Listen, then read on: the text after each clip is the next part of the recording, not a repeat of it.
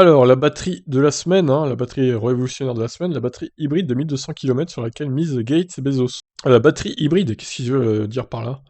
Bon, on va voir ce que se dit l'article. Créée par la startup Our Next Energy, elle utilise deux batteries distinctes et attire les gros investisseurs. La société basée dans le Michigan développe une batterie révolutionnaire qui pourrait offrir jusqu'à 1200 km d'autonomie. C'est bien, hein, 1200 km, c'est excellent. Le projet semble reposer sur des éléments concrets à tel point que Our Next Energy a levé pas moins de 25 millions de dollars lors d'une levée de fonds. Bon, il faudra plus que ça hein, pour développer la batterie, je pense. Parmi les personnes convaincues du sérieux de l'entreprise, outre Gates et Bezos, figure Richard Branson et le fonds d'investissement levé iVentures. Pas vraiment les derniers arrivés. Pas vraiment les clampins du coin, hein, je rajouterai. Le concept à la base du succès pour l'instant de Our Next Energy est d'avoir adopté une approche différente du reste du secteur. L'entreprise développe une batterie hybride qui se compose en fait de deux batteries distinctes.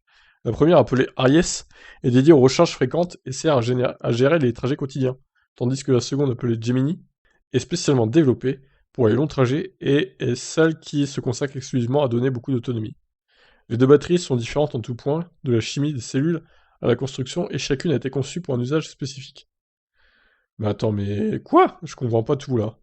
C'est étonnant. Bon, lisons la suite. Le fondateur et PDG de la société, au nom imprononçable, a déclaré à Automotive News qu'un soutien financier important comme celui-ci permettra à la société de travailler dans une perspective à long terme. L'objectif est de définir et de mettre sur le marché des technologies révolutionnaires qui peuvent réellement faire passer la mobilité électrique à un autre niveau. Blablabla.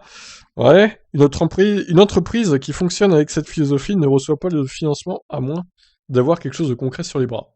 Donc voyons ce qu'ils ont de concret. Lorsqu'il a commencé à travailler dans le domaine de l'immobilité dans les années 90, le dirigeant était convaincu qu'une autonomie de 150 km était suffisante pour ses déplacements quotidiens. Cependant, il s'est vite rendu compte qu'une voiture capable de promettre une telle autonomie ne serait pas bien accueillie sur le marché. Bah c'est évident, oui. De là, il a changé de méthode, cherchant à augmenter constamment l'autonomie des véhicules à l'émission zéro, en travaillant sur la structure et l'architecture de la batterie.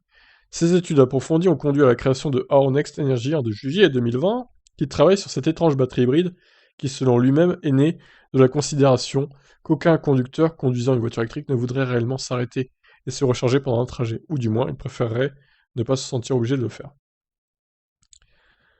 Cela pourrait arriver bientôt puisque les premiers prototypes devraient être testés dans les voitures dès l'année prochaine. Entre-temps, la société a également annoncé qu'elle avait reçu une première commande pour la fourniture de batteries pour les 5 prochaines années. Bon, voilà, donc en gros, il n'y a pas d'infos sur la batterie en fait. L'article est vide, hein. On sait juste qu'il y a deux types de batteries en un, mais pourquoi la grosse batterie ne marcherait pas tous les jours? Elle va s'abîmer à pas être utilisée en fait, la grosse batterie. Enfin, c'est pas clair du tout là. Bon, c'est un peu dommage de pas avoir plus d'infos. Bon, c'est assez étonnant hein, comme projet. En gros, il y a une petite batterie de 150 km et il y a une plus grosse qui pourrait donner 1200 km d'autonomie.